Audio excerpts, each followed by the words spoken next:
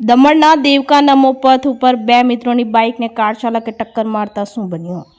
દમણના દેવકા સ્થિત નમો પથ ઉપર મોડી રાત્રે માર્ગ અકસ્માત સર્જાયો હતો. પ્રાપ્ત વિગત અનુસાર વાપીના કબ્રસ્તાન રોડ પાસે રહેતો 23 વર્ષીય અરબાઝ ખાન પઠાણ ગત મોડી રાત્રે તેના મિત્ર અંકિત યાદવ સાથે એવેન્જર બાઇક નંબર MH49AH2387 ઉપર દમણ ફરવા આવ્યો હતો. તેઓ દેવકા સ્મશાન ભૂમિ પાસેના નમોપથ રોડ ઉપરથી પસાર થઈ રહ્યા હતા.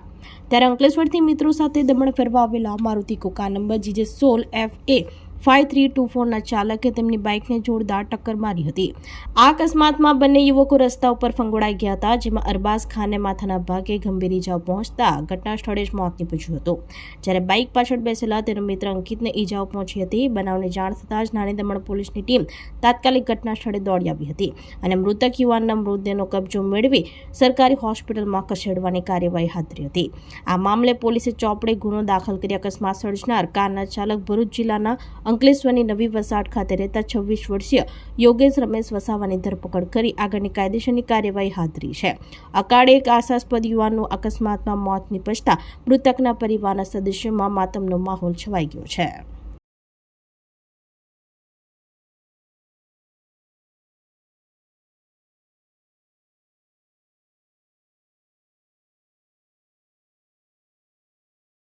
આપણી સંકલ્પ ન્યૂઝ ચેનલને સબસ્ક્રાઇબ અને લાઇક કરો, બેલ આઇકન દબાવો જેથી આવનાર ન્યૂઝ અપડેટ્સની નોટિફિકેશન આપના મોબાઈલ પર સૌથી પહેલા પહોંચે.